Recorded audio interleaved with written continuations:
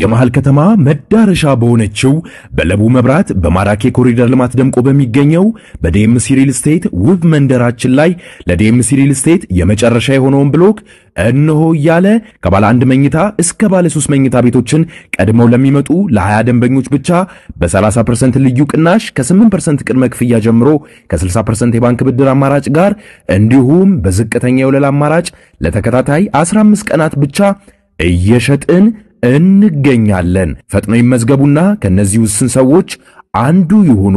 ለመመዝገብ በ0902888831 ላይ ይደውሉ።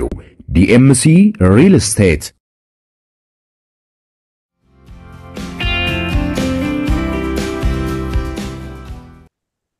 ተነስተልን ክቡራን ተመልካቾቻችን ሲሳይገና ከሉዓላዊ ሚዲያ ማክሰኞ ግንቦት 19 2017 ዓመተ ምህረት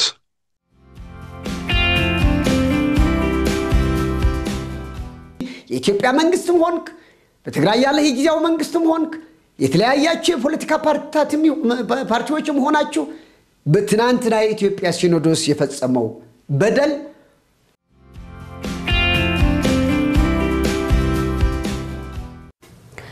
የፌደራል መንግስት በፕሪቶሪያው ስምምነት መሰረት ተፈናቃዮችና ስደተኞች ወደ ቀያቸው የመመለስና ህገ መንግስታዊ የትግራይ ግዛት የማረጋገጥ ኃላፊነቱ እንዲወጣ የትግራይ ጊዜያዊ ምክር ቤት ጥሪ አቀረበ።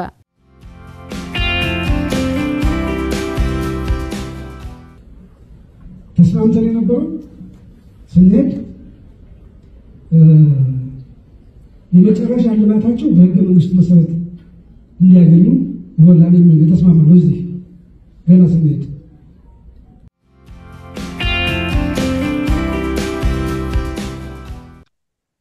ወደንም ጠላንም የታፈነ ነገር ካለ ሄዶ አንድ ቦታ ላይ ፈነዳል። ዛሬ በቀላሉ ልናርም የምንችለው ነገር ነገ ትልቅ መከራ ሆኖ ሊጠብቀን ስለሚችል ብናቀው ሁላችንም ድምጻችንን ብናስተባብር መንግስት ላይ ግፊት አድርገን ችግሮቹን ለመፍታት ያስችላል። ግን የለም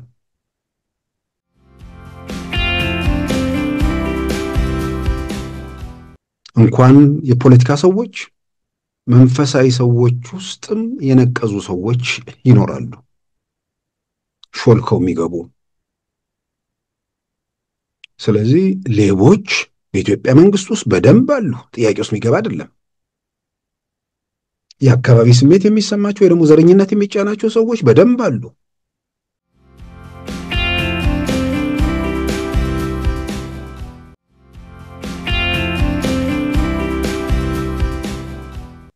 በዛሬ ፕሮግራማችን በእነዚህና በሌሎች ወቅታዊ ጉዳዮች ላይ ትኩረት አድርገናል። አሁን ወደ ዕለቱ ዜናም እናመራለን። የትግራይ ጊዜያዊ አስተዳደር ፕሬዝዳንት የነበሩትና የጠቅላይ ሚኒስትር አብይ የምስራቅ አፍሪካ አማካሪ አቶ ጌታቸው ረዳ ቡድን ከኢትዮጵያ ብሔራዊ ምርጫ ቦርድ ጊዜያዊ የምዝገባ ፍቃድ ማግኘቱን በትናንትናው ዕለት አስታውቋል። ስምረት በሚል አጭር ቃል መጠሪያ የተሰየመውና ዲሞክራሲያዊ ስምረት ትግራይ የተባለው ፓርቲ ክልላዊ ፓርቲ መሆኑንም በኢትዮጵያ ብሔራዊ ምርጫ ቦርድ ሰርቲፊኬት ላይ በግልጽ ተመልክቷል። ጊዜያዊ ሰርቲፊኬቱ ትናንት ሰኞ ግንቦት 18 2017 የተሰጠ ሲሆን በ3 ወራት ጊዜ ውስጥ ጉባኤ ጠርተው አስፈላጊውን ነገር ሲያሟሉ ህጋዊ ሰርቲፊኬት እንደሚያገኙም መረዳት ተችሏል። ህዝባዊ ወያኔ ሓርነት ትግራይ ህወሓት ከግንቦት 5 ቀን 2017 ጀምሮ በይፋ ህጋዊነቱ መሰረዙ ይታወሳል። የተሰረዘው ድርጅት ምክትል ሊቀመንበር የነበሩት አቶ ጌታቸው ረዳም ወደ አዲስ ፓርቲ ሽግግር ሲያደርጉ የህወሓት ሊቀመንበር የነበሩት ዶክተር ደብረጽዮን ገብረ ሚካኤል ከተሰረዘም በኋላ የፓርቲው ሊቀመንበር እኔ ነኝ በማለት የቀጠሉ ሲሆን ለአፍሪካ ህብረት እንዲሁም ለዲፕሎማቲክ ማህበረሰቡ በተከታታይ በተሰረዘው ፓርቲ ስም በጻፉት ደብዳቤ በፕሪቶሪያ ስምምነት መሰረት የህወሓት ህጋዊነት እንዲመለስ ግፊት ያድርጉ ሲሉ መማጸናቸው ይታወቃል። በትግራይ በህገወጥ የሰዎች ዝውውር ዋነኛ ተሳታፊ መሆናቸው የተገለጸውና በአሁኑ ወቅት ከሀገር ውጭ የሚገኙት ኮሎኔል ተወልደ ገብረትንሳኤ ወንጀሉን አልፈጸምኩም ሲሉ ተናገሩ። በሌላም በኩል ጠቅላይ ሚኒስትር አብይ አህመድን በኢትዮ ኤርትራ ጦርነት ወቅት ነፍሱን ያተረፍኩት እኔ ነኝ ማለታቸውም ተመልክቷል። የትግራይ ተዋጊዎች የመረጃ መምሪያ ኃላፊ ሆነው ሲሰሩ የቆዩትና በህገወጥ የሰዎች ዝውውር ከፍተኛ ሀብት መሰብሰባቸው የተገለጸው ኮሎኔል ተወልደ ገብረትንሳኤ በትግራይ ህገወጥ የሰዎች ዝውውር መኖሩን ቢያረጋግጡም እኔ ግን የለሁበትም ሲሉ ለቢቢሲ ምላሽ ሰጥተዋል። ከሀገር ውጭ ቤተሰቦቻቸውን ለመጠየቅ መሄዳቸውን የገለጹትና ካሉበት ለቢቢሲ ቃለ ምልልስ የሰጡት ኮሎኔል ተወልደ ገብረትንሳኤ ወደ ሀገር እንዳይመለሱ ወይም በሌላ መንገድ በሌላ መስመር እንዲመለሱ ጥያቄዎች እየቀረቡላቸው መሆኑን ገልጸው እርሳቸው ግን በህጋዊ መንገድ ለመመለስ ዝግጁ ነኝ ብለዋል። በማህበራዊ ሚዲያ በተሰራጨው 69 ገጽ ሰነድ እንዲሁም አቶ ጌታቸው ረዳ በሰጧቸው ተከታታይ መግለጫዎች ኮሎኔል ተወልደ ገብረትንሳኤ በህገወጥ የሰዎች ዝውውር ግንባር ቀደም ተጠቃሽ ሆነው ተቀምጠዋል። ከጉዳዩ ጋር ቀጥተኛ ግንኙነት በሌለው መልኩ ስለ ጠቅላይ ሚኒስትር አብይ አህመድም በቃለ ምልልሳቸው አንስተዋል። በኢትዮ ኤርትራ ጦርነት ወቅት ዶክተር አብይን ጨምሮ 8 ሰዎች ያሉበት ክፍል ኃላፊ እንደነበሩ አስታውሰው በወቅቱ በነበረው የከባድ መሳሪያ ድብደባ ዶክተር አብይን ምሽግ ውስጥ ግባ ብለው እንዳተረፏቸው የቀሩት 7ቱ ግን ማለቃቸውን ገልጸዋል። ጠቅላይ ሚኒስትር አብይ አህመድ ለትምህርት ደቡብ አፍሪካ በነበሩበት ወቅት እርሳቸው ለሕክምና ወደዚያ ተጉዘው ዶክተር አብይ እንዳስታመሟቸውና ጥሩ ግንኙነት እንዳላቸውም ለቢቢሲ ገልጸዋል። በትግራይ ጦርነት ወቅት በሽሬ ከተማ የገነቡት ባለ 3 ኮከብ ሆቴል እንደወደመባቸውም በዚሁ ቃለ ምልልስ አንስተዋል። የመከላከያ ሰራዊት አባል የነበሩት ኮሎኔል ሆቴሉን በምን የገቢ ምንጭ እንደገነቡት ግን በቃለ ምልልሱ አልጠቀሱም። የኢትዮጵያ ኦርቶዶክስ ተዋሕዶ ቤተክርስቲያን ቅዱስ ሲኖዶስ የትግራይ ግዛቶችን በራሱ ሀገረ ስብከት አካቷል ሲሉ አባ ሰረቀ ብርሃን ከሰሱ። ሕገ ወጥ በተባለውና በትግራይ በተካሄደው የጳጳሳት ሹመት አባ ሰላማ በሚል የሚጠሩት አባ ሰረቀ ብርሃን የኢትዮጵያ ኦርቶዶክስ ተዋሕዶ ቤተክርስቲያን ቅዱስ ሲኖዶስን የዘር ማጥፋት ተባባሪ ሲሉም ወንጅለዋል። ለእነርሱ መልእክት ለማድረስ ስል ከዓመታት በኋላ በአማርኛ ቋንቋ ለመናገር ተገድጃለሁ ብለዋል። አዲስ አበባ ስብሰባ የተቀመጠው የኢትዮጵያ ኦርቶዶክስ ተዋሕዶ ቤተክርስቲያን ቅዱስ ሲኖዶስ የትግራይ ግዛት የሆኑ 6 የራያ ወረዳዎችን ወደ ራሱ አካቷል። በዚህም በትግራይ ሕዝብ ላይ ተደጋጋሚ በደል እያደረሰ ይገኛል ብለዋል አባ ሰረቀ ብርሃን። የኢትዮጵያ መንግስትም ሆንክ በትግራይ ያለ የጊዜያዊ መንግስትም ሆንክ የተለያያችሁ የፖለቲካ ፓርቲዎችም ሆናችሁ በትናንትና የኢትዮጵያ ሲኖዶስ የፈጸመው በደል የትግራይ አካል የሆነውን 6 ወረዳዎችን ሀገረ ስብከት አድርጌያለሁ ብሎ ገንጥሎ የወሰደው ብሎ አቋቁም ያለው ይሆናል ማለት አይደል፣ እንደማይሆን እርግጠኛ ነኝ። ነገር ግን ትዕዝብት ነው እንጂ ይሄንን እመራለሁ ብሎ የሚተማመን ጳጳስ ይሄንን እመራለሁ ብሎ የሚመራ የሚያጻድቅ ሰው እርግጠኛ ነኝ ነገ የምናየው ጉዳይ ይሆናል። ይሄ ሰላምን የማያመጣ ስለሆነ እውነት ያለፈው ዘመን ይብቃችሁ። ይህ ያስተላለፉት መልእክት የትግራይ አባቶች የማያውቁትና በግላቸው ያስተላለፉት እንደሆነም ተናግረዋል።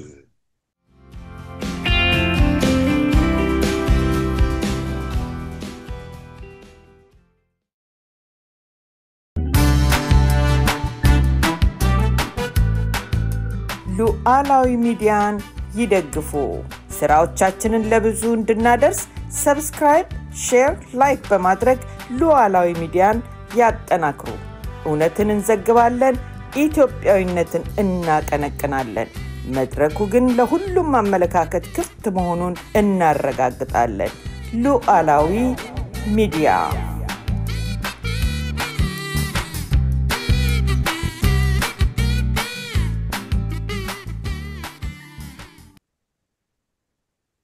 ክቡራን ተመልካቾቻችን በኢትዮጵያና በኤርትራ መንግስታት መካከል ያለው ልዩነት ከልዩነት ያለፈ መሆኑን በሳምንቱ መጨረሻ የኤርትራ ፕሬዝዳንት አቶ ኢሳያስ አፈወርቂ አስመራ ስቴዲየም ካደረጉት ንግግር ያው መረዳት ተችሏል።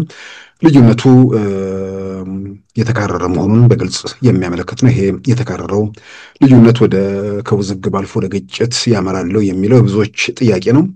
ምናልባትም ወደ ውዝግብ ወደ ግጭትም ሳያመራ ችግሩን ለመፍታት አሁንም እድሎች የተዘጉ እንዳልሆኑ ይታመናል። በተለያየ መንገድም ደግሞ ይህን ነገር እንዲቆም በተለያየ መንገድ ሽምግልና ወይ ደግሞ የገላጋይነት ሚና የሚጫወቱ ሀገራትም የራሳቸውን አስተዋጽኦ እንደሚያደርጉ ይገመታል። እንግዲህ በአጠቃላይ ግን በሁለቱ መንግስታት መካከል ያለው ወዳጅነት ወደ ልዩነት፣ ልዩነቱ ወደ አለመግባባቱ ደግሞ እየተካረረ መጥቶ ወደ ግጭት እንዳያመራ ከሁሉም ወገን ኃላፊነት የተሞላበት ተግባር ይጠበቃል። ትናንትናው ዝርዝር ሄደንበታል። በንግግር በውይይት ነው ችግሮች መፍታት የሚቻለው። ስልጣን ላይ ካለም በንግግር ችግሩን ለመፍታት ከሚፈልግ መንግስት ጋር ከመፍታት ይልቅ በተለያየ መንገድ መሳሪያ ለን ወይ ደግሞ ስላኮረፈ በሚል በተለያየ መንገድ የሚንቀሳቀሱ ኃይሎች ጋር የሚደረጉ ትብብሮች በምንም መንገድ አንደኛም ለኤርትራም የሚጠቅሙ አይደሉም። በሌላም በኩል ደግሞ ኢትዮጵያ ላይም የሚያመጡት የተለየ ተጽዕኖ ሊኖር አይችልም። ውዝግብ ምንድነው? ሰላም በአጭር ጊዜ እንዳይረጋገጥ ያደርጋል። እሱ ላይ ጥያቄ ውስጥ የሚገባ ነገር አይደለም። ግን ሰላሙን ሊያውክ ይችላሉ።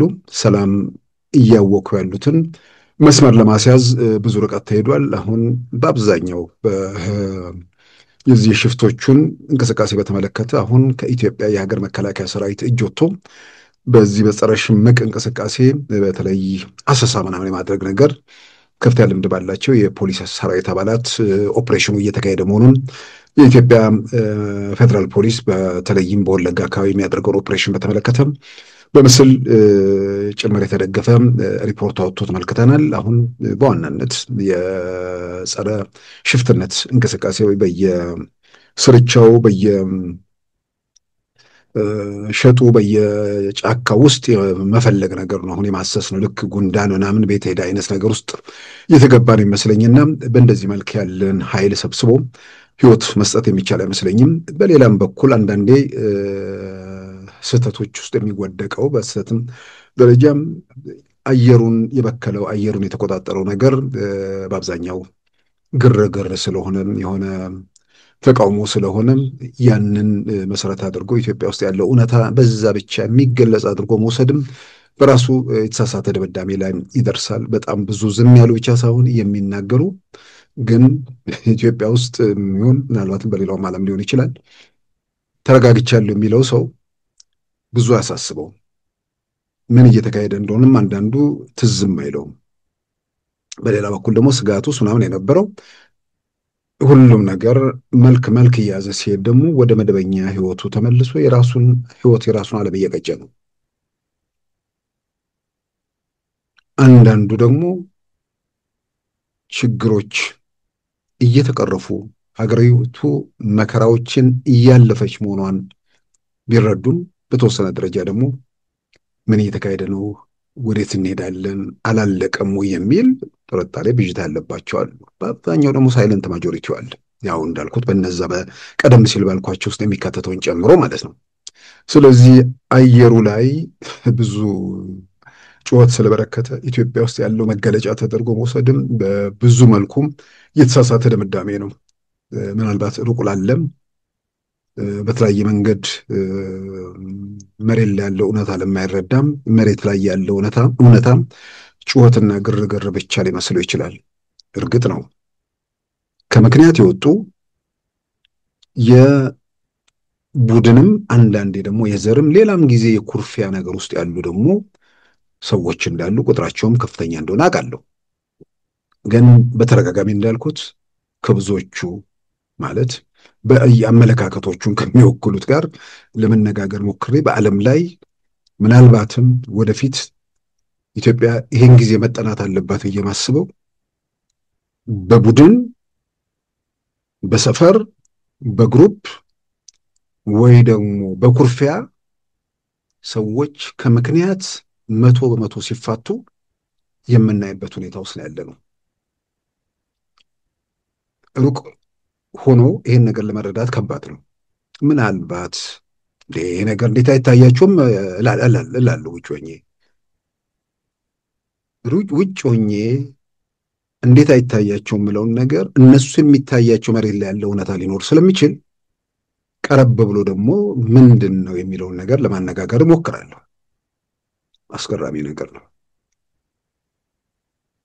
ደጋግሜ ይሄን ነገር ማነሳው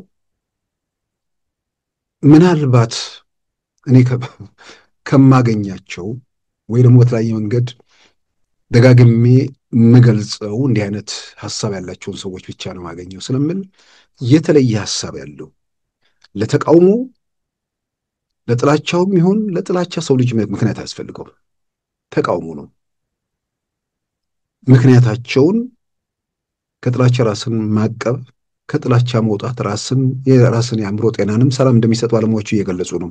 ይልቅ ተቃውሞን በለው ምንድን ነው ለተቃውሞ ምክንያቱ የሚለው ነገር በአብዛኛው ይሄንን ሜዳ ላይ ተጥደው ልብ ወለዱን ነገር በየቀኑ ሰምተው የመደንዘዝ ነገር አለ። መሬት ላይ የምትሰማውን ነገር ግለጠው ሲባል የሚያነሱት ነገር የለም። በዚህ መልክ አይደለም እንዲህ አይነት ተቃውሞ አለ የሚል ቢመጣ ከምሬ ነው የምለው። ሁሌም ወደንም ጠላንም የታፈነ ነገር ካለ ሄዶ አንድ ቦታ ላይ ፈነዳል። ዛሬ በቀላሉ ልናርም የምንችለውን ነገር ነገ ትልቅ መከራ ሆኖ ሊጠብቀን ስለሚችል ብናቀው ሁላችንም ድምጻችንን ብናስተባብር መንግስት ላይ ግፊት አድርገን ችግሮቹን ለመፍታት ያስችላል። ግን የለም ምንም በተለያየ መንገድ እንትናለን የለም። ያው የመጨረሻው ሄዳ መዳረሻዋ ጦርነት፣ ግጭት የሚለውን እሱን 1 2 3 ተብሎ ሲዘረዘር ከዛ በኋላ መሄጃ የለም። ከዛ በኋላ መላወሻ የለም። በእንደዚህ መልክ የሚገለጹ ነገሮች በአብዛኛው የተወሰነ የዛ ክፍተቱ በየማምቀው ይሄ በቋሚነት ጥላቻን፣ ልቦለዱን፣ ተረቱን እየተመገቡ ሲያላምጡ እየዋጡ እዛው ላይ መክረሙ የፈጠራቸው ነገሮች አሉ። እንዳልኩት ጦርነቱ ይላሉ። ከዛ አልፎ የሚያነሱት ነገር በግሌ ይገርመኛል። የትኛው መንግስት የፈለገ ቅዱስ የምንለው መንግስት የለም። ቅዱስ ብለን እንጥራው ብንል እንኳን የመላእክት ስብስብ አይደለም። ውስጡ እንኳን የፖለቲካ ሰዎች መንፈሳዊ ሰዎች ውስጥም የነቀዙ ሰዎች ይኖራሉ፣ ሾልከው የሚገቡ። ስለዚህ ሌቦች በኢትዮጵያ መንግስት ውስጥ በደንብ አሉ፣ ጥያቄ ውስጥ የሚገባ አይደለም። የአካባቢ ስሜት የሚሰማቸው ወይ ደግሞ ዘረኝነት የሚጫናቸው ሰዎች በደንብ አሉ። ሌቦቹንም ይሄ አካባቢ ስሜት የሚባለው ነው ለመናገር እንዴት አድርጎ ማጥፋት የሚቻል አይመስለኝም። ልዩነቱ አሁን ምናልባት ብሔር ምናምን መልክ ይዞ ከሆነ ማለት ከቲፒኤልኤፍ ጀምሮ ካልሆነ ድሮ በተለያየ መንገድ በስራ በምናምን ያለፈ ሰው የሚያውቀው ነገር ነው። እዚህ መስሪያ ቤት ስትሄድ የዚህ አካባቢ ሰው ካልሆንክ ክፍለ ሀገር ነው ማለት ያኔ ኃላፊው የዚያ ክፍለ ሀገር አካባቢ ሰው ከሆነ በተቻለ መጠን የራሱን ክፍለ ሀገር ሰዎች ለመሰብሰብ ይሞክራል። ይሄ ብሔር ምናምን የሚባል ነገር የለም። ያው አካባቢ ስሜት አለ። አሁንም ብሔር የሚሉ ሰዎች እኮ ዝም ብለው ለድምቀቱ ወይ ደግሞ እንትኑን ለማድረግ ብለው የሆነ ደጋፊ ለማግኘትም ተብሎ ሊሆን ይችላል ብሔር የሚባለው ነገር ይሰጣል እንጂ ያው ሲፋቁ ሰፈራቸው ነው የሚደርሱት። እንደዛ ነው ስሜት ያላቸው ሌቦችም ዘረኞችም በኢትዮጵያ ውስጥ በደንብ አሉ። ይሄ በየቦታው በየአጋጣሚ በየእንትኑ የምንሰማው ነገር ነው። ይሄ አለ ማለት የፈለከውን መንግስት ብታመጣ ከዚህ ውጭ ልትሆን የምትችልበት እድል ጠባብ ብቻ ሳይሆን ዝግ ነው ብዬ በእርግጠኝነት አምናለሁ። ማድረግ የሚቻለው ምንድን ነው?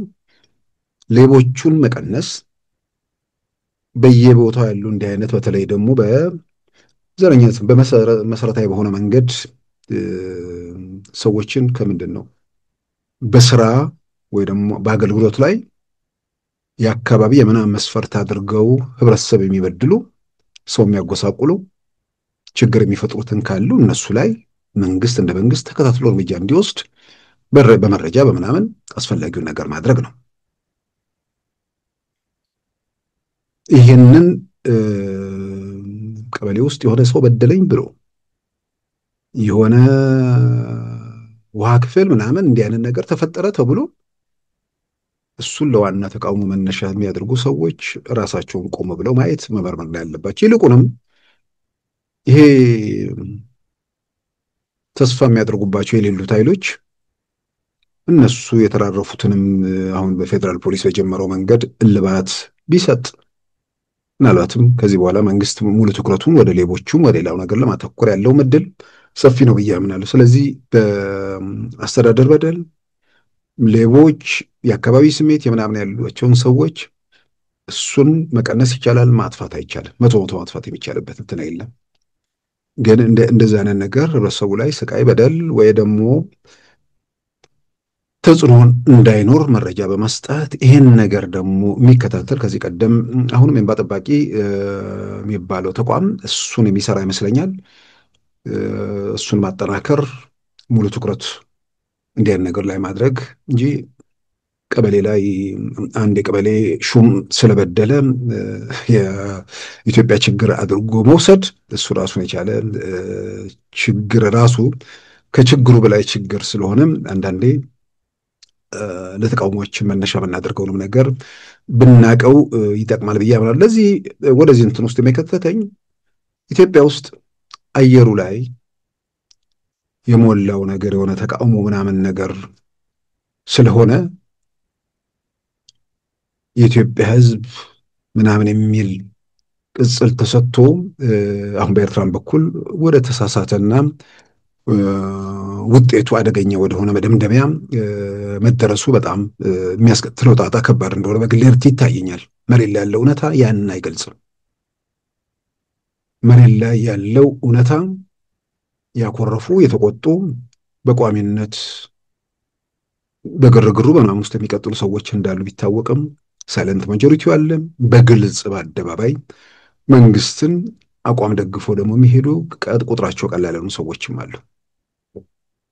ስለዚህ መለኪያችን በምኞታችን ከሆነ ምኞታችን መሬት ላይ ካለ እውነታ ጋር ስለሚጋጭ የተሳሳተ መደምደሚያ ላይ ደርሰን የተሳሳተው መደምደሚያ ወደ አጉል ጉዳይ ወደ አጉል ነገርም ስለሚወስድ እነዚህ ነገሮች ግምት ውስጥ ማስገባት በመነጋገር በመወያየት ችግሮችን መፍታት በመንቀሳቀሱ በብዙ መልኩ ይጠቅማል። ከዛ ውጭ አሁን እንግዲህ ሁኔታዎች በኤርትራ በኩል ያለውን ፕሬዝዳንት ኢሳያስ ባለፈው ቅዳሜ ይመስለኛል የካቲት 16 ማለት ግንቦት 16 2017 34ኛ ዓመት በዓላቸውን ሲያከብሩ ነው እንግዲህ በኢትዮጵያ ጉዳይ ላይ መልእክት ሲያስተላለፉት ለመጀመሪያ ጊዜ ነው። ጠቅላይ ሚኒስትር አብይ መንግስት ወደ ስልጣን ከመጣ በኋላ በዚህ ደረጃ የምዕራባውያን አገልጋይ በሚል መጥቀስ ብቻ ሳይሆን ስልጣን ያለው መንግስት ኢትዮጵያ ውስጥ ላለፉት 5 ዓመታት ለተከተለው ግጭት የምዕራባውያንን ጉዳይ በማስፈጸም ኢትዮጵያ ላይ ጦርነት ከፍቷል በማለትም የገለጹት ነገር አለና እሱ በብዙ መልኩ በግሬ የገረበኝ ነገር ነው። የ5 ዓመቱ ጦርነት ውስጥ አንደኛ ተሳታፊ ናቸው። ሁለተኛ እንዴትና በምን መልኩ የ5 ዓመት ጦርነት ማንም እውነት ለመናገር የሆነ ቦታ ላይ ቆሞ የደነዘዘ ሰው ቡድን ምናምን ካልሆነ 5 ዓመት የመጀመሪያ ሸኔ ጦርነት አለ እንዴ? ከዛ በኋላ ህወሓት ጦርነት አለ እንዴ? ከዛ በኋላ ፋኖ ጦርነት አለ እንዴ? እንዴት በምን ለምን የሚለውን ነገር ማንም ጤነኛ ሰው የሚያውቀው ነገር አለ እንዴ? ስለዚህ ምዕራባውያን ደግሞ ኢትዮጵያ ውስጥ ከሸኔ ጋር ተዋጋ፣ ከፋኖ ጋር ተዋጋ፣ ከህወሓት ጋር ተዋጋ ተብሎ ምዕራባውያን ምን ሊያገኙና ምን ሊያተርፉ ነው? ይልቁንም አካባቢው ቀንዱ ሰላም እንዲሆን ትልቁ ሀገር ኢትዮጵያ ሰላም መሆኗ ይጠቅማቸዋል እና በምን መነሻነት እንደሆነ እንዲያ ነገር የተሳሳቱ መረጃዎች የተሳሳቱ መደምደሚያዎች ወደ አላስፈላጊ ግጭት ሊወስድም ስለሚችል አሁንም ከኢትዮጵያ መንግስት ጋር ተነጋግሮ ዘላቂ መፍትሄውን የ60 ምናምን ዓመትን ጉዳይ ፈቶ ወደፊት መራመዱ ጥሩ ነው። በሌላ በኩል እንግዲህ ኢትዮጵያ መንግስት ባለስልጣናትም ወደ ተለያዩ የዓለም ክፍሎች በተለይም ጠቅላይ ሚኒስትር አብይ ከሳምንቱ መጨረሻ አርብ ጀምሮ በአውሮፓ የሚያደርጉትን ጉብኝት ቀጥለዋል። ከፈረንሳዩ ፕሬዚዳንት ኢማኑኤል ማክሮን ጋር ቆይታ አድርገዋል። በምን ጉዳዮች ላይ እንደተነጋገሩ ወይ ደግሞ ተነጋገርን ተብሎ የሚጠቀሰው ነገር በተነጋገሩት ልክ እንደማይሆነ በተለያየ መንገድ እንግዲህ ቢታወቅ ነው። ከዚህ ቀደም ፈረንሳይ የባህር ኃይል የኢትዮጵያን ባህር ኃይል ለማደራጀትና ለማሰልጠን በሌላም በኩል ደግሞ ድጋፍ በማድረግ ረገድ የምትጠቀስ ሀገር ነች። በነገራችን ላይ የባህር ኃይል ምስረታ ጉዳይ ልክ አሁን የፕሪቶሪያ ስምምነት ተፈርሞ ኢትዮጵያና ኤርትራ መካከል ውዝግብ ከተፈጠረ በኋላ አድርገው አንዳንዱ በዛ መልክ ሊገልጸው ይፈልጋል። የባህር ኃይሉ ጉዳይ በኢትዮጵያና በኤርትራ መካከል ወዳጅነቱ በነበረበት ወቅት ፕሬዝዳንት ኢሳያስ ወደ አዲስ አበባ ጠቅላይ ሚኒስትር መለስ ወደ ኤርትራ ጠቅላይ ሚኒስትር አብይ ወደ ኤርትራ በሚጓዙበት ወቅት ጭምር የባህር ኃይሉ ጉዳይ የአደባባይ በይፋ የሚገለጹ እንቅስቃሴም ላይ የነበረ ነገር ነው። ስለዚህ አሁንም ጠቅላይ ሚኒስትር አብይ በፓሪስ በነበራቸው ቆይታ እንግዲህ በእነዚህ ጉዳዮች ላይ ምን አዳዲስ እርምጃዎች አሉ የሚለውን እንግዲህ በመንግስታቱ መካከል ያሉ ነገሮች ናቸው። በተለያየ ጉብኝቶችም እዛ ማድረጋቸውን እንግዲህ ይፋ ከሆኑ በእርሳቸውን ገጽ ላይ ከተለቀቁ ቪዲዮዎችም መመልከት ችለናል። በሌላም በኩል እንግዲህ ከትላንት ጀምሮ ደግሞ ወደ ጣሊያን ገብተዋል። ከጠቅላይ ሚኒስትር ጆርጂያ ሜሎኒ ጋርም ተገናኝተዋል። ከዛም ባሻገር ወደ ቫቲካን ተጉዞ ከአዲሱ ሮማ ካቶሊካውያን ሊቀ ጳጳስ ከካቶሊካውያኑ ሊቀ ጳጳስ ጆን ማነው ከፖፕ ሊዮን ወይ ደግሞ ከሊቀ ጳጳስ ሊዮን ጋር ተገናኝቶ እሱንም በቪዲዮ ጭምር አይተናል። በሌላም በኩል በቢዝነሱ ዘርፍ ያለው የጣሊያኑ ኩባንያ ጋርም እንደዚሁ መገናኘታቸውን ተከታትለናል። እንግዲህ የዚህ አውሮፓው የጠቅላይ ሚኒስትር አብይ እና ቡድናቸው ጉብኝት አጠቃላይ በምን ጉዳይ ላይ ያተኮረ ነው፣ ይህን ያህል ጊዜ የሚወሰደው የሚለው ነገር እንግዲህ የበለጠ ከወቅቱ ሁኔታዎች ጋር ተገናዝቦ ነገሮችን መመልከት የሚቻልበት ሁኔታ አለ ወይ ወይንስ ከዚህ ቀደም በተያዙ ፕሮግራሞች መሰረት የቀጠለ ነው? ጉብኝታቸው ወደ ሌሎች የአውሮፓ ሀገራት ይቀጥላል የሚል ነገርም አለ። በሱ በኩል በእኛ በኩል ያረጋገጥነው ነገር የለም። ስለዚህ ጠቅላይ ሚኒስትር አብይ እንግዲህ ከሳምንቱ መጨረሻ ጀምሮ ላለፉት 4-5 ቀናት እንግዲህ አውሮፓ ናቸው። በሌላም በኩል ደግሞ የኢትዮጵያ ከፍተኛ የጦር አዛዦች ደግሞ ሩሲያ ሞስኮ ገብተዋል። ፊልድ ማርሻል ብርሃኑ ጁላ እንዲሁም የአየር ኃይል አዛዥ ሌተና ጀነራል ይልማ መርዳሳን እንዲሁም የፊልድ ማርሻል ብርሃኑ ጁላ የአማካሪና የከባድ መሳሪያዎች አስተባባሪ ጀነራል አለምሸት ደግፌ እንዲሁም የምስራቅ እዝ አዛዥ ጀነራል ሌተና ጀነራል መሐመድ ተሰማን ጨምሮ ከፍተኛ ወታደራዊ አዛዦች ከሩሲያ ከፍተኛ ወታደራዊ አዛዦች ጋር በሞስኮ መገናኘታቸውና ሲወያዩ የተለቀቁ ምስሎችንም ተከታትለናል። እንግዲህ በወታደራዊ ጉዳዮች ላይ ትብብርና ስምምነት እንዳደረጉም የተገለጸ ነገር ነው ያለው። ምናልባት እንግዲህ የኢትዮጵያ መንግስት ባለስልጣናት የጦር አዛዦቹም እንዲሁም የሲቪል ባለስልጣናት እንዲሁ ለተለያዩ የዓለም ክፍሎች እየተጓዙ ነው። የምክትል ጠቅላይ ሚኒስትር አቶ ተመስገን ጥሩነህም ወደ ላቲን አሜሪካ አካባቢ ተጉዞ መመለሳቸው እንግዲህ የተገለጸበት ሁኔታ ነው ያለው። እነዚህ የሰሞኑ እንቅስቃሴዎች አጠቃላይ ከአካባቢው ሁኔታ ጋር ያላቸው ተዛምዶ ምንድን ነው በግልጽ የሚታወቅ ነገር የለም። ግን እየተካሄዱ ያሉ ነገሮች በኢትዮጵያና በአውሮፓ መንግስታት እንዲሁም ደግሞ በሩሲያና በኢትዮጵያ የጦር አዛዦች መካከል የደረጉ ንግግሮችና ውይይቶች እንግዲህ በአጠቃላይ በምን ጉዳይ ላይ ያተኩራል የሚለውን በለጠም ባለስልጣናቱ የሚያውቁት፣ በሌላም በኩል ደግሞ ጉዳዩን በቅርብ የሚከታተሉ ሰዎች ሲተነትኑ የበለጠ የምንረዳው ይሆናል። ሌላው እንግዲህ ከፕሪቶሪያው የሰላም ስምምነት ጋር ተያይዞ የሚነሳው ጉዳይ ያው በፕሪቶሪያ የሰላም ስምምነት መሰረት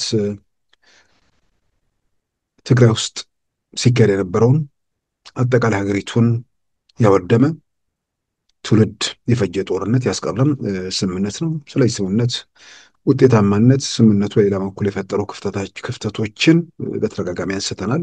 ክፍተቶች ስል በሌሎች አይን እንደ ክፍተት የሚነገሩ ነገሮች ናቸው፣ የሚጠቀሱ ነገሮች ናቸው። አጠቃላይ ውጤቱን ደግሞ ላየ ሰው የፕሪቶሪያ ስምምነት ብዙ ነገሮችን የለወጠ ነው።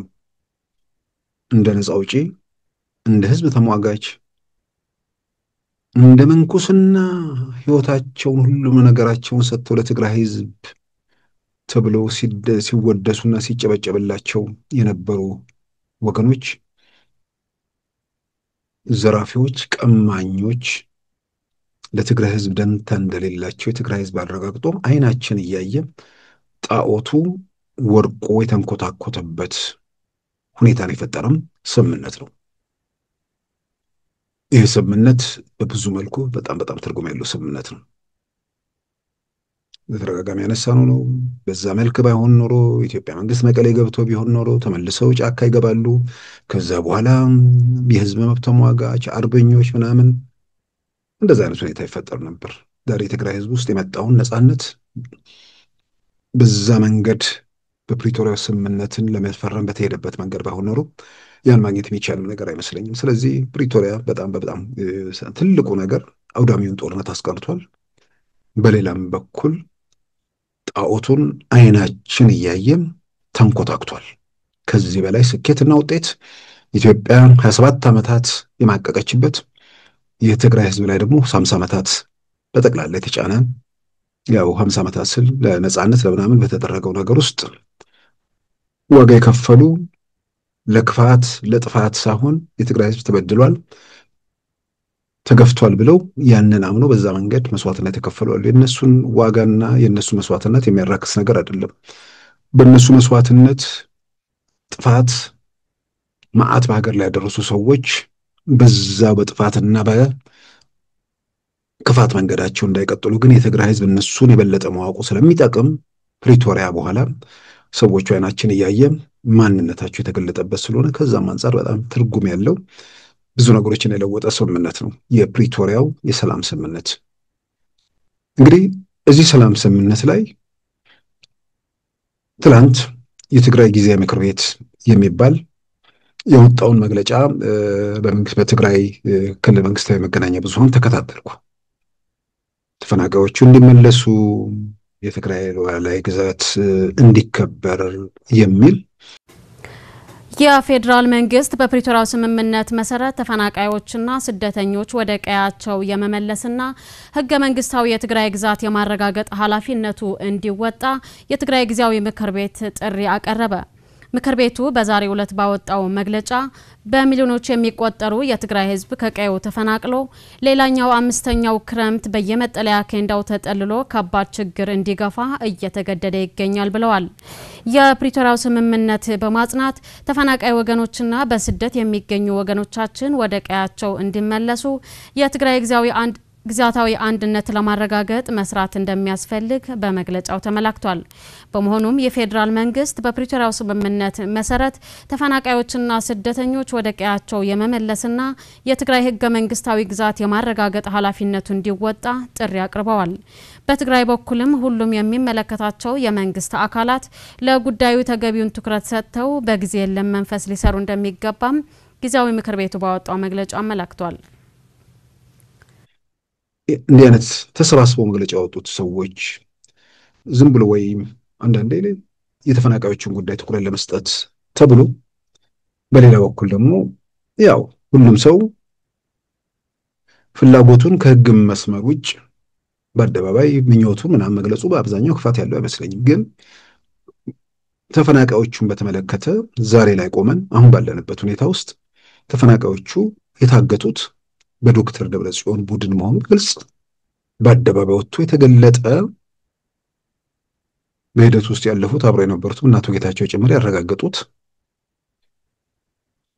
እነሱ ባይገልጹና ባያረጋግጡት በአደባባይ ዶክተር ደብረጽዮን በይፋ በሰጡት መግለጫ ከተፈናቃዮቹ እነርሱ ቁርና ሀሩር እየተፈራረቀባቸው በስቃይ መኖራቸው አያሳስባቸውም። እነሱም ያሳስባቸው የህወሓት ህልውና ነው ብለው በድፍረት የሚለው የሚገልጹ አይመስለኝም። ጤና ያለው ሰው ሊናገረው የማይችለው የአእምሮ ጤና ያለው ሰው ማለት ነው። እንደዛ ንግግር ሲያደርጉም አይተናል። ስለዚህ ተፈናቃዮቹ ታግተው መቆየታቸውን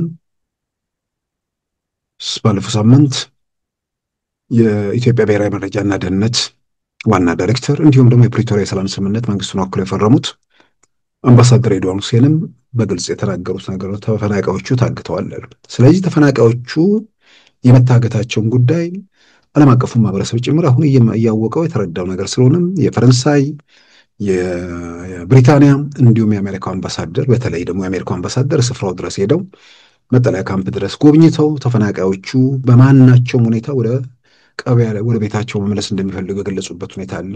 ስለዚህ ተፈናቃዮቹን በተመለከተ አሁን የሚመለሱበት ምዕራፍ ላይ መደረሱ ምንም ጥያቄ ውስጥ የሚገባ ነገር አይደለም።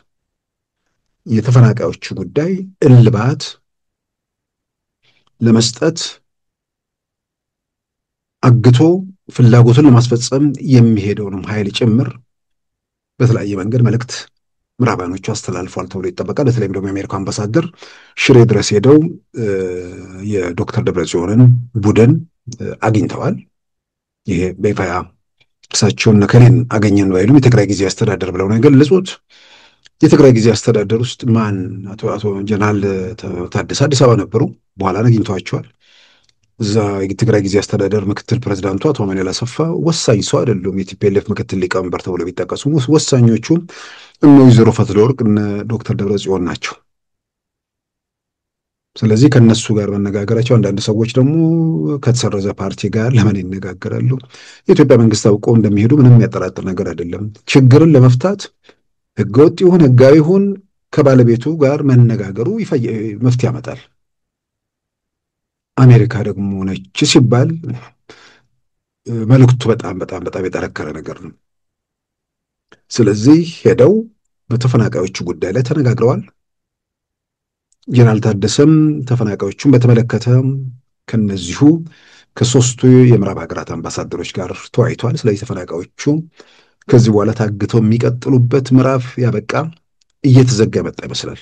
ስለዚህ ተፈናቃዮቹ ስለሚመለሱ የትግራይ ጊዜያዊ ምክር ቤት በዛ ሂደት የሚያደናቀፈው አካል አሁንም ከማደናቀፍ ተግባሩን እንዲታቀብ የሚል በዛ መልእክት ያስተላልፉ ጥሩ ነው። የትግራይ ጊዜያዊ ምክር ቤት የሚለው ራሱ ትግራይ ጊዜያዊ ምክር ቤት አለው ወይ የሚል የህግ ጥያቄ መነሳቱ እንደጠበቀ ሆኖ ማለት ነው። ምናልባት አማካሪ ምክር ቤት ተብሎ በአቶ ጌታቸው ረዳ የስልጣን ዘመን የተዋቀረው ተቃዋሚዎችን ያካተተው ቡድን ከሆነም እርግጠኛ አይደለሁም። ስለዚህ ተፈናቃዮቹን በተመለከተ ግፊት ማድረጋቸው፣ ድምጻቸውን ማሰማታቸው ተገቢ ነው። ተፈናቃዮቹ በማን ለምን እንደታገቱና ተፈናቃዮቹ እንዳይመልሱ እንቅፋት የሆነው ደግሞ ማን እንደሆነ ዛሬ የበለጠ የተገለጠ ለነሱም የተሰወረ ስላልሆነ ይሄንን በተመለከተም በድፍረት መንግስት ሰዎቹ ሲመለሱ ተፈናቃዮቹ የጸጥታውን ኃላፊነትን በአግባቡ ተወጣ ብሎ ለኢትዮጵያ ፌዴራል መንግስት ጥያቄ ማቅረብ፣ ተፈናቃዮቹን አግተ የፖለቲካ ጉዳይን አታስፈጽም ብሎ ለዶክተር ደብረጽዮን ደግሞ መልእክቱን በግልጽ ማስተላለፍ ለመፍትሄው መፍትሄ ለማምጣት እውነት መገለጡ እውነተኛ ነገር መረጃዎች መፈንጠቃቸው ብዙ መልኩ ይጠቅማል። በሌላ በኩል የሚያነሱት የትግራይ ሉዓላዊ ግዛት አንድን ነገር ህግን መሰረት አድርጎ መከራከር ለብዙ ሰው ይጠቅማል። የትግራይ ሉዓላዊ ግዛት፣ የአማራ ሉዓላዊ ግዛት፣ የኦሮሞ ሉዓላዊ ግዛት፣ የሶማሌ የሚባል ሉዓላዊ ግዛት የለም። የንጉሱ ጊዜ የኢትዮጵያን እንትን የአስተዳደር ክልሎች 12 ቦታ ከፍሎት ነበር። በኋላ ወደ 14 ወሰደው። ደርግ በ14ቱ ቀጠለ። ወደ 10 ምናምን ዓመት 80 ዓመተ ምህረት ላይ ሲደርስ ደግሞ 25 የአስተዳደር አካባቢዎችና 5 ራስ ገዞች ብሎ ወደ 30 ወሰደው። ቲፒኤልኤፍ ሲመጣ በቁጥር ክልል ሰራ። ከዛ በኋላ ደግሞ ቁጥሮቹን ብሔር ሰጣቸው። የጠቅላይ ሚኒስትር አብይ መንግስት ደግሞ ሲመጣ የብሔር ስሞቹ በብሔር ስማቸው ቀጥለው አዳዲስ የብሔር ክልሎች ተፈጠሩ።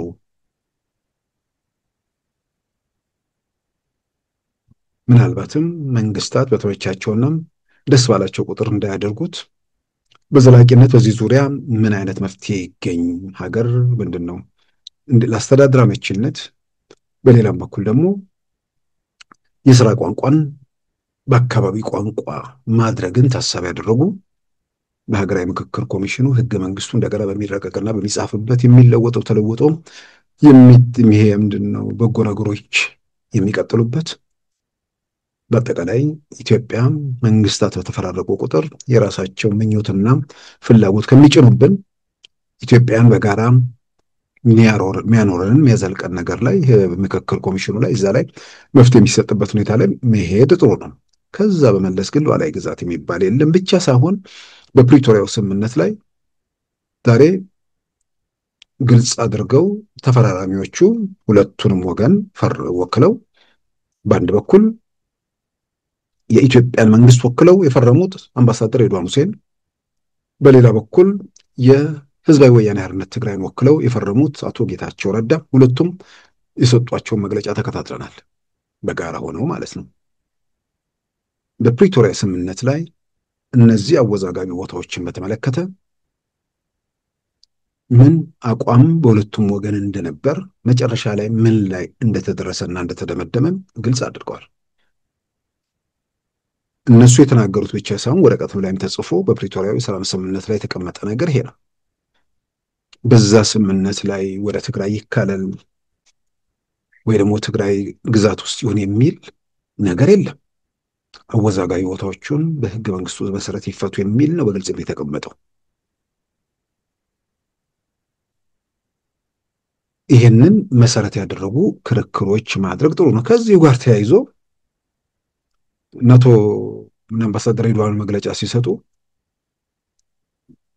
የአማራ ክልል ፕሬዝዳንት በወቅቱ የነበሩትና የተደራዳሪው አካል የነበሩት ዶክተር ጌታቸው ጀንበር ከዚህ ቀደም የሆነ ቦታ ላይ የተናገሩትን እርሳቸው እውነቱን አስቀድመው አውጥተው እነ አምባሳደር ሬድዋንና አቶ ጌታቸው ሊሸፍጡ የሞከሩት ምናምን የሚል ነገር ቪዲዮ በተለያየ ቦታ አየሁ። ይሄው ጉዱ ተጋለጠ ምናምን ይላል አንዳንዱ። ይህን ቪዲዮ በግሌ ከዚህ ቀደም አሳይተነዋል። አምባሳደር ሬድዋንና አቶ ጌታቸው በሚናገሩትና ዶክተር ጌታቸው ጀንበር በሚናገሩት መካከል ልዩነት የለም። እሳቸው አስቀድመው መናገራቸው፣ ፈራሚዎቹ ደግሞ ዘግይተው ይህንኑ ማረጋገጣቸው ነው። እንደተረዳሁት ይሄ ምንድነው በስሜት የሚሄደው ክፍል አንድ ነገር ጀምሮ አይጨርስም የሚል መደምደሚያ ያለ ይመስለኛል እንጂ ተጋለጠ ይላል። የተጋለጠውን ሙሉን ሰምቶ አይጨርስም። ምናልባት 6 ደቂቃ እኮ ነው። ወይ ደግሞ ከሰማ በኋላ እኔ አልገባኝም እንጂ ለካ አጋልጧል ምናምን ብሎም የሚረዳል ማለት ነው። ያ ካልሆነ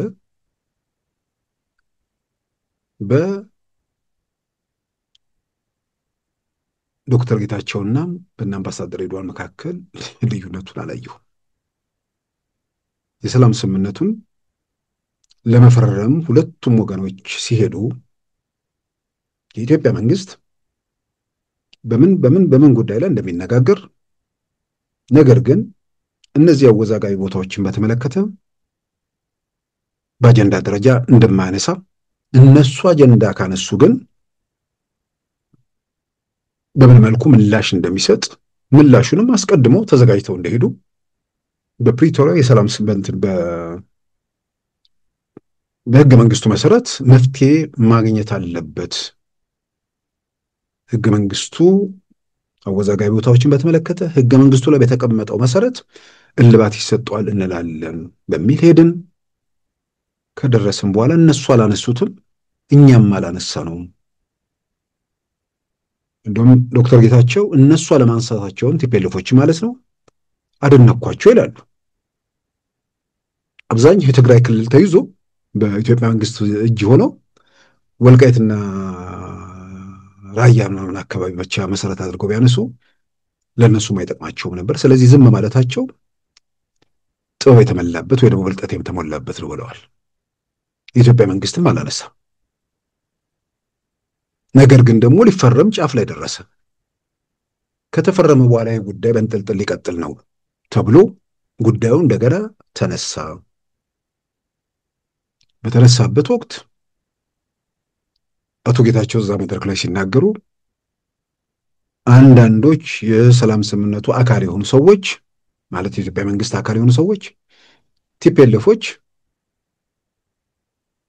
ይሄንን ስምምነት የቦታዎቹ አይመለከተንም ብለው እንዲፈርሙ ፈርሙ ብለው ይሄንን እንደ ቅድመ ሁኔታ አቀረቡ።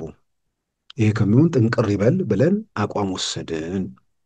ከዛ በኋላ ጠቅላይ ሚኒስትሩ ገብተው ማይክ ሐመር ገብተው ነገሩ እንደገና ለዝቦ በህገ መንግስቱ መሰረት ይፈታ የሚል ነገር ላይ ደረስን የሚል ነገር ነው። እንግዲህ በዶክተር ጌታቸው ጀንበርም በእነ አምባሳደር ሬድዋን ሁሴን በኩልም ያለው ወጥ መግለጫ ይሄ ነው። ዶክተር ጌታቸው ጀንበር እንደሚመስለኝ አቶ ጌታቸው የሚያነሷቸው የኛ አይደለም ብላችሁ ፈርሙ የሚለውን አቋም ይሄንን አንስተው እንግዲህ እነሱ የሚሏቸው አቶ ጌታቸው ዶክተር ጌታቸው ሆናሉ ብዬ አገምታለሁ። ዶክተር ጌታቸውም ካነሱ ግን ይሄንን ቦታ የኛ አይደለም ብላችሁ ፈርሙ ብለው አቋም ወሰዱ የሚል ነገር ከመጣ ዶክተር ጌታቸው ጀንበር ጉዳዩ ቢነሳ በምን መልኩ እናስተናግደው በሚል እንደ መንግስት ተወካይ ወደ ፕሪቶሪያ ስንሄድ የተግባባንበት ነገር አለ። አናነሳውም፣ ካነሳነው ግን ከተነሳ ግን በህገ መንግስቱ መሰረት ይመለሳል ብለን አቋም ወስደናል አሉ።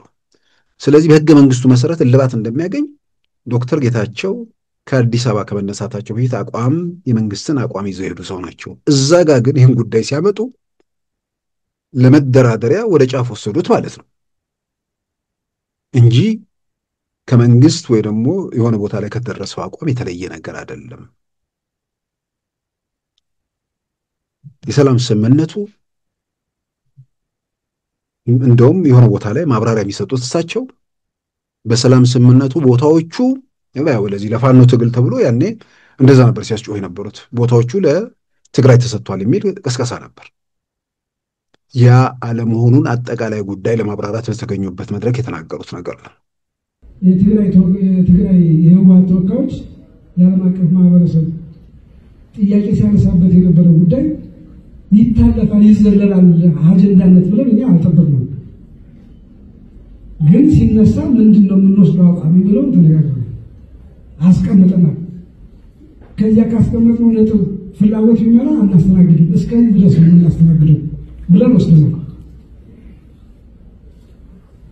ተስማምተን የነበረው ስንሄድ የመጨረሻ ልማታቸው በህገ መንግስቱ መሰረት እንዲያገኙ ይሆናል የሚል ተስማማን ነው እዚህ ገና ስንሄድ። ስለዚህ በዶክተር ጌታቸው መግለጫና በአምባሳደር ሬድዋን መግለጫ መካከል ስለ ፕሪቶሪያ ስምምነት የተናገሩት ውስጥ ልዩነቱን ፈልጌ ያጣሁት። ምናልባት ነገሮች ምንድነው የመካረር የምናምን ነገር ነበር ምናምን የሚል ነገር ይነሳል። ግን በሰላም ስምምነቱ መሰረት አወዛጋቢ ቦታችሁ በህገ መንግስቱ መሰረት እልባት ያገኛሉ ተባለ። በዛው መሰረት ነገሮች አሁንም ቀጥለዋል። ያው ሁሉም ቡድን በተለይ ቲፒኤልኤፎቹ አካባቢ ያልጠበቁት ስምምነት ነው የተፈረመው። ከምንም በላይ ለዛ ሁሉ ጦርነት ለዛ ሁሉ ውድመት መንደርደሪያ ያደረጉት ከኢትዮጵያ መንግስት ጋር እንዴት እንወዛገብ ብለው የገቡት ምርጫ ማድረግን ነው። ምርጫ ስናደርግ በጀት ይከለክለናል። በጀት ሲከለክለን የትግራይን ህዝብ እንዲራብ እንዲጠማ እንደምንም ፈረደበት የሚል ለመተኮስ መንደርደሪያ ነበር። ያው እሱ ዛሬ ላይ ቆሞ መቼም የትኛውም ወገን አንዳንድ ምንድነው አላይም አልሰማም ብሎ በራሱ የጨፈነ ምናምን ከሌለ በስተቀር ጦርነት ለምን እንዴት ምን ለማሳካት እንደተከፈተ ዛሬ ለሚያጠራጥር ነገር አይደለም። እና የፕሪቶሪያውን ስምምነት መነሻ በማድረግ አወዛጋቢ ቦታዎችን በተመለከተ እና አምባሳደር ሬድዋን ሁሴን መግለጫ ከሰጡ በኋላ የዶክተር ጌታቸው ጀንበር ቪዲዮ በብዙ መልኩ ሲወጣ ሳይ ትንሽ የገረመኝ በቃ ድሮ ሰውን በዚህ በኢትዮጵያዊነት ዙሪያም በደሉን ለመናገር በደሉን እንዲረዳ ለማድረግ በተወሰነ ደረጃ ከባድ ነበር። ብዙ ጊዜ ወስዷል። ብዙ ስራ ጠይቋል። በተለይም ደግሞ የምርጫ 97 በኋላ ያለው ስብራት ማለትም እስሩ ምናምኑ አይደለም። እስሩ እንደውም ሰውን ታጠናከረው። ከስሩ በኋላ መሪዎቹ ሲበተኑ ሰውን ብትነን ያለው በዛ መልክ የወጣውን ሰው መልሶ ሰብስቦ ወደ አንድ መስመሩ ስለማስገባት ትልቅ ስራ ነበር የጠየቀው። ብዙ ውጣ ውረድ ነበር። ዛሬ ከየስርቻው መጥቶ ፊት መስመር ላይ የሚወራጨው የአፋኞች የገዳዮች ተባባሪ ነበረ ነው። ነፃ አውጪ ነኝ ምናምን እያለ ለመተኮስ የሚሞክረው ማለት ነው። ሰውም ተሰላችቶ ተስፋ ቆርጦ ሁሉን ለእግዚአብሔር ሰጥቶ ፊቱን እንትን ባለበት ሰዓት ብዙ እንትን ነገር ያኔ እውነቱን ራሱ ማስረዳት ከባድ ነበር። ከመጡም በኋላ ጊዜ ይወስዳል። አሁን የተረዳሁት ግን ሰዎችን በዘር በምናምን በመንደር ከኮለኮልኩ በኋላ ስራ አይጠይቅም። በቃ ይህንን በዚህ መልኩ የሚያደርጉት በዘላቂነት እንዲህ ሊያመጡ ነው፣ ይህን ሊያደርጉ ነው የሚል ማሰብ የሚጠይቅ ትንተና ምናምን አያስፈልግም። ምንም ነገር ንገረው፣ አንተን ይመንህ። ከዛ በኋላ ሳያላምጥ ይወጣል፣ ይከተልሃል፣ ምናምን ስያሜ ለመንግስት ይሰጣል። በዛ መልክ የሚቀጥልበት ሁኔታ ነው። ስለዚህ አሁን የዶክተር ጌታቸውን ከምሬ ነው ምንድን ነው ያኔ ቪዲዮ ወጥቶ አይቼ ስለነበር የተለየ ነገር ወጥቶ ነው ወይ ብዬ፣ በእርግጥም የተለየ ነገር አለ ሰማሁት። ያንን ደግሞ አይተው ኮሜንት የሚሰጡ ሰዎች አየሁ። የሚገርም ነው ይላል። ምኑ ነው የሚገርመው? ጉዳቸውን አፈረጡት ይላል። በጣም በዓለም ላይ የመጨረሻው ቀላሉ እንትን በዚህ በሰፈር በብሔር በምናምን በመንደር የተኮለኮለን ሰው ምንም ነገር ሰጥተው ሳላምጡጦ እየተከተለና እያጨበጨበም ገደል ድረስ አብሮ እንደሚገባ ማረጋገጫ ነገር ነው። ግን በዚህ መልክ የሚሰባሰብ ኃይል ያው ተስፋ አደረገ ሰማይ ሰቀሉት። አሁን እየሟሸሸ አንዳንዱም ከሂደቱ ከመድረኩ ወጥቷል። አንዳንዱም ለእግዚአብሔር ሰጥቻለሁ ብሎ ወደ ራሱ ህይወት ተመልሷል። አንዳንዱም ግራ ተጋብቶ አጥር ላይ ቆሟል። አሁንም ተስፋ አድርገው የሚወራጩ የየዕለቱን ሰበር ዜና የሚሰሙ አንድ የፋኖ እንትን አለ ደጋፊ የሆኑ ልጆች ገጽ ዴሊ ነው ምንድን በየቀኑ ነው ሰበር ዜና። አቤት የክፍለ ጦሩ ብዛት፣ አቤት የኦፕሬሽኑ ብዛት። ኦፕሬሽን ይደረጋል፣ ግን ፈቅ የሚል ነገር የለም። ወደኋላ ነው ኦፕሬሽኑ የሚደረገው፣ ዘመቻው የሚደረገው። ይህን የሚያምን ይህን የሚከተል አዝናለሁ። እውነት ለመናገር ለራሳቸው ሰላማቸውን ባለሙያ ሆኜ አይደለም፣ የጤና ባለሙያዎች የአእምሮ ጤና ባለሙያዎች የሚናገሩት ነገር ነው። ሰው በፍላጎቱ ለመከፋት፣ ለመታመም፣ ለመቆጨት በሌለ በማይዳሰስ ጉዳይ በራሱ የአእምሮ ጤና ላይ በራሱ የአእምሮ ሰላም ላይ ቀውስና መከራ እየፈጠረ እስከ መቼ ድረስ ሊቀጥል ይችላል? ከአንዱ ወደ አንዱ እየተንጠለጠሉ እስከ መቼ ድረስ መጓዝ ይቻላል? በቃ በመተኮስ ይመጣል ተባለ፣ በመተኮስ የሚመጣ ነገር የለም። ክላሽ በመተኮስ ቀርቶ ሚሳኤል በመተኮስ እንደማይሆን ከተረጋገጠ በኋላ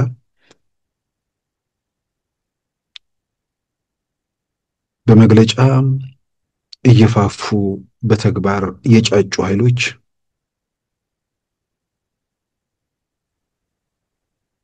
አድራሻቸው የራቀ ድምጻቸው እየሰለለ በሚገኝበት ሁኔታ ውስጥ አሁን ደግሞ የሆነ ኤርትራ ምናምን የሚል ግርግር እዛ ላይ ተስፋ ለማድረግ የሚሞክር ነገር ስንቱ ላይ ተስፋ ይደረጋል? ዝም ብሎ ሁኔታዎችን ሰው ጤነኛ ሰው አይገመግምም? በምን መመዘኛ በምን ሁኔታ?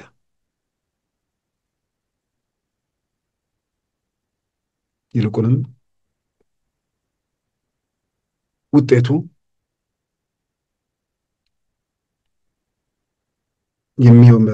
ከመንግስት ወገን የሚሰጠው አጸፋ ብቻ ሳይሆን በሌላ በኩል መሰረቴ በሚባለው አካባቢ ላይም ህብረተሰቡ ላይም በህብረተሰቡም የሚደርስ መገለል ምናምንም ነገር ጭምር የሚካተትበት ከመሆኑም ባሻገር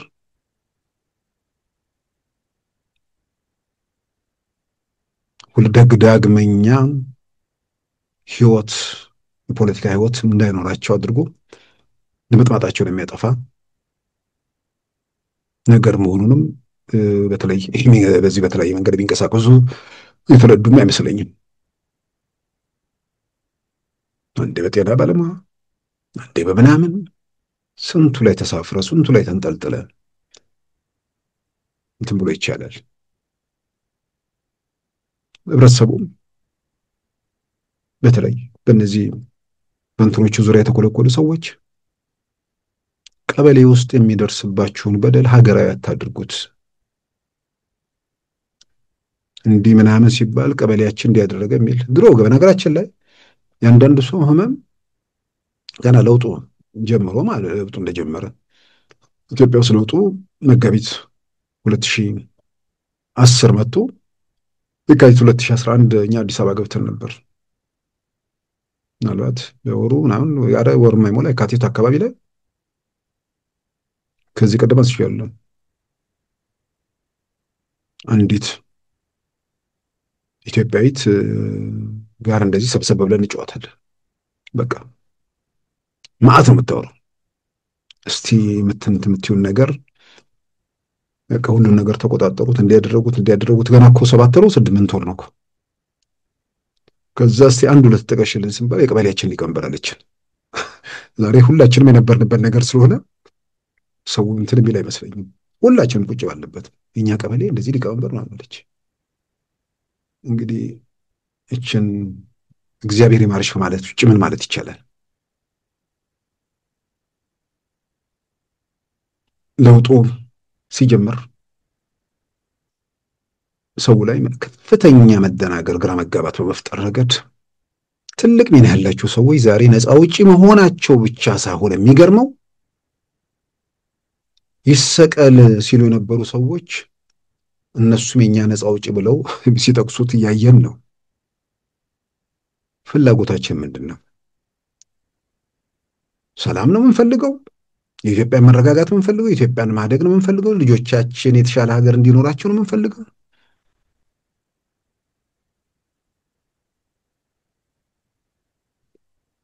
እና ለመፍትሄ ወይ ምናምን አካል ብቻ ሳይሆን እያንዳንዱ ሰው የየራሱ ኃላፊነትም አለበት። ይህንን ግምት ውስጥ ማስገባቱ፣ ለራስ ሰላም መስጠቱ፣ ለሚታየው ለሚዳሰሰው እውነታም እውቅና አለመንፈግ፣ በሌላም በኩል የጎደሉትን አጥብቆ መጠየቅ ተገቢ ነው።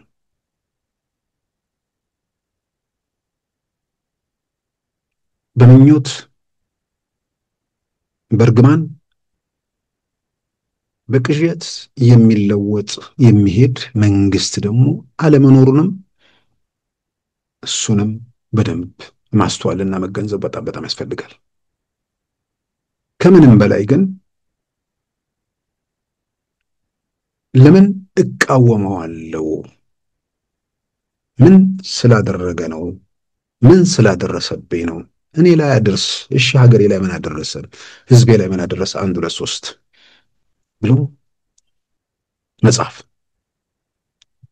ይሄንን በጓደኛ ደረጃ ያሉ ሰዎች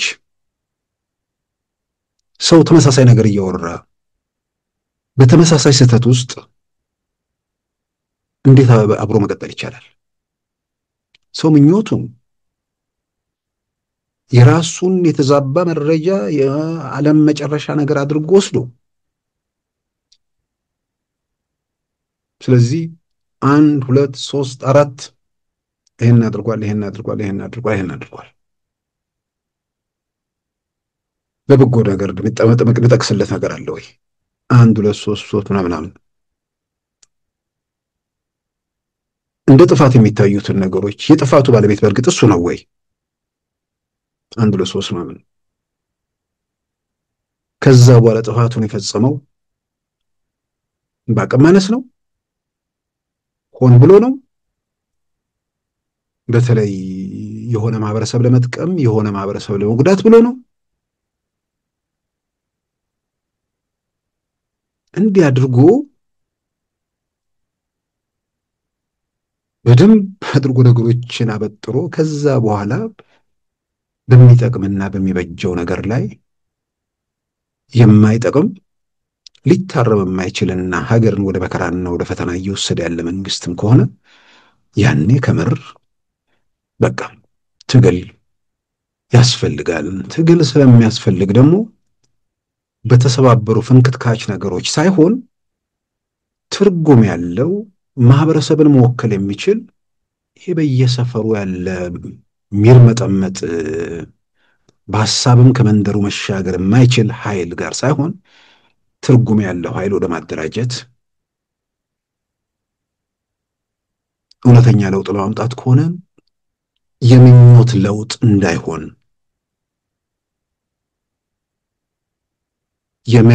መሬት የጨበጠ የሚዳሰስ ነገር እንዲሆን እንደዛ ላይ ስራ መስራት ነው። ያለዛም ብሎ በተስፋ እየጋለቡ በምኞት እየተንሳፈፉ የራስንም ሰላም በገንዘብ እየላኩ ምን እያሉ ምንድነው አሁን የሀገር ሰላም ልል አልችልም። በየመንደሩ ያሉ ገጠር ትምህርት ቤቶች ያሉ ተማሪዎች ትምህርት እንዳይማሩ ሰው ወጥቶ እንዳይገባ እንቅፋት እየተሆነ እስከ መቼ ድረስ መቀጠል ይቻላል? ኢትዮጵያን በአብዛኛው አማኞች ናቸው።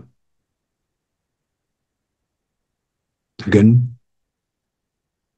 ከምር እግዚአብሔርን የሚፈራ ሰው በእርሱ ልጅ ላይ እንዳይሆን የሚፈልገውን በሌላው ድሃ የገጠር ልጅ ላይ ከትምህርት ገበታም ተስተጓጉሎ ነገው ጨልሞ እንዳባቱ ገበሬ ሆኖ እንዲኖር ራሱስ መሬቱስ መቼ በቃና ወደፊት እንደ ሊፈርድበት ይችላል? እምነት ያላቸው ሰዎች እምነት ሲባል ለስታቲስቲክስ ሳይሆን በተጨባጭ ያለ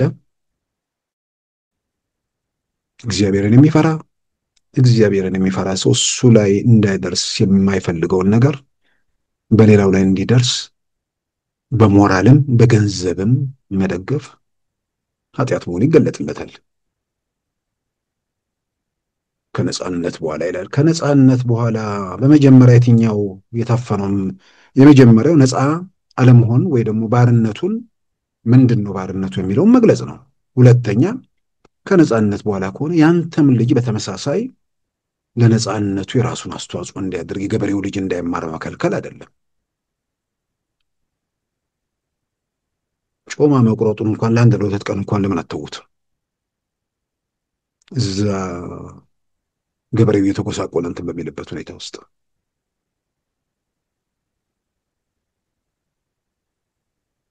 ከቅዠት ዓለም ከጥላቻ ህመም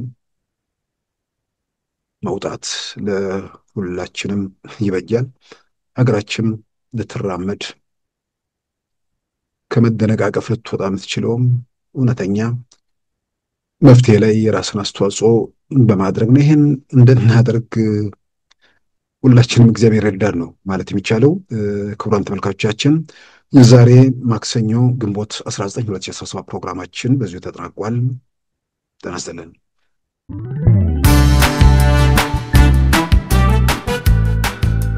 ሉዓላዊ ሚዲያን ይደግፉ። ስራዎቻችንን ለብዙ እንድናደርስ ሰብስክራይብ፣ ሼር፣ ላይክ በማድረግ ሉዓላዊ ሚዲያን ያጠናክሩ።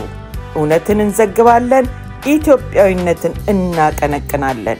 መድረኩ ግን ለሁሉም አመለካከት ክፍት መሆኑን እናረጋግጣለን። ሉዓላዊ ሚዲያ